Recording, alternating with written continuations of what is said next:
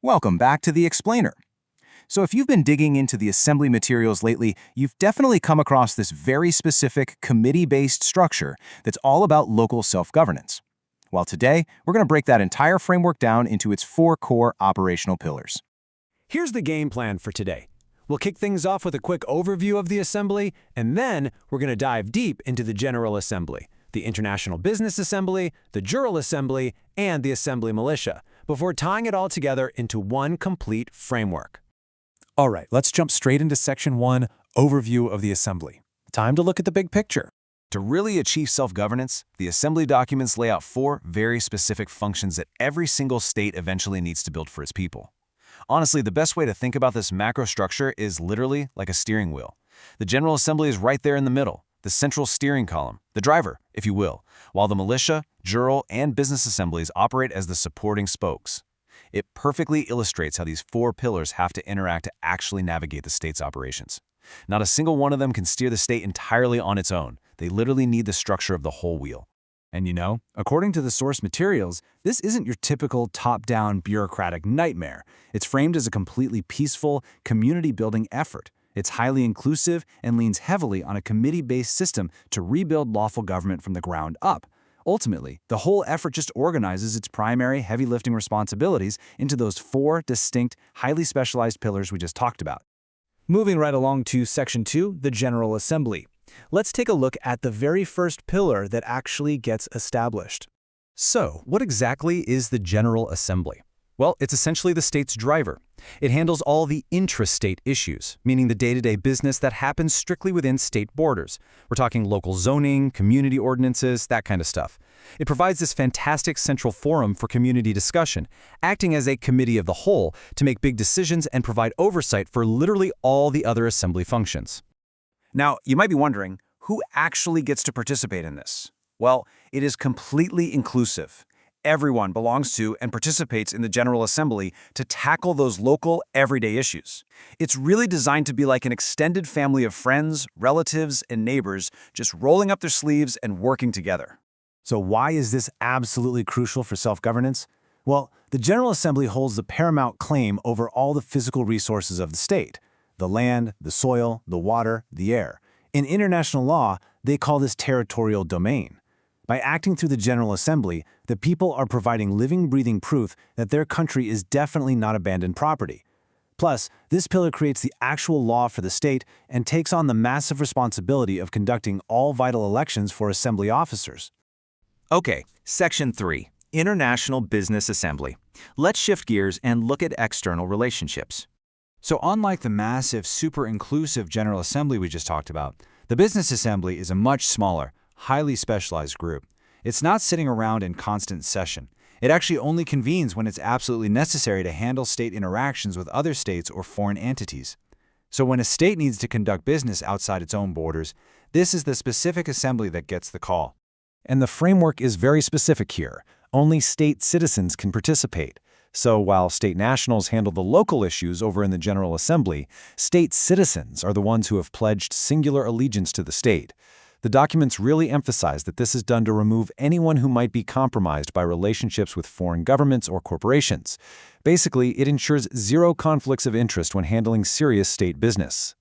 This pillar is a huge deal because it acts as the state's commercial arm. It takes on the job of setting up the state-of-state organization that you need to conduct international and interstate business. That means overseeing large-scale investments of public resources, coordinating massive multi-state infrastructure like, say, new road projects or railroad connections, and even negotiating shared resources like joint fishing rights between bordering states. Essentially, it is minding the store for the state's commercial interests. On to Section 4, the Jural Assembly. Let's dive into justice and law. The primary purpose here is to ensure justice by directly enforcing public and organic law, which are basically the foundational bedrock rules of the state. The Jural Assembly provides all the court services, meaning it oversees the grand juries, the trial juries, and all the various court officers. This is the primary mechanism the Assembly uses to keep public servants accountable and sort out legal disputes. So, who participates here? Well, both state nationals and state citizens are automatically part of the jury pool. Now, of course, jurors have to be qualified before a trial to make sure there are no conflicting interests, but the documents make it super clear. Serving on a jury is expected to be a public duty when your number is called. It's not just a suggestion. There are a few core functions we need to highlight. Grand juries listen to allegations and issue indictments. Trial juries, on the other hand, are empowered to hear cross-jurisdictional cases, like, for example, a dispute between a state national and an incorporated business. But honestly, the most vital responsibility might just be jury nullification.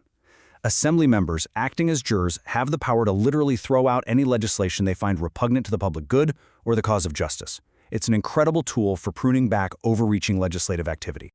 Section 5. The Assembly Militia. Let's talk defense and public safety. Because of the physically demanding nature of this work, participation in the militia actually requires specific physical readiness.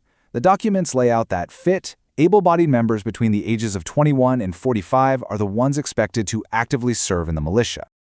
But hey, if you fall outside that specific age bracket, don't worry. You are definitely not excluded from this pillar. Assembly members over the age of 21 can absolutely still participate by supporting the militia through supply chains, communications, or administrative roles. It truly remains a whole community effort, and as the materials constantly remind us, there is always something someone can do to help out the cause. So why is this necessary? Simple. It guarantees internal security. The militia promotes public safety right within state boundaries, acting as the well-regulated force that is guaranteed to each state. They coordinate state-level deployments to help out local counties during emergencies. They jump into interstate rescue and relief efforts. And on a very practical, everyday level, the Marshal at Arms actually secures the physical safety of all assembly meetings. Finally, Section 6, a complete framework. Let's zoom back out and see how all these moving parts synchronize into one unified structure. Going back to that steering wheel concept for a second, it is absolutely crucial to understand how leadership works in this system. The source materials explicitly state that there is no positional hierarchy here, meaning officers do not rule like emperors. A chairperson, they're really just a spokesperson.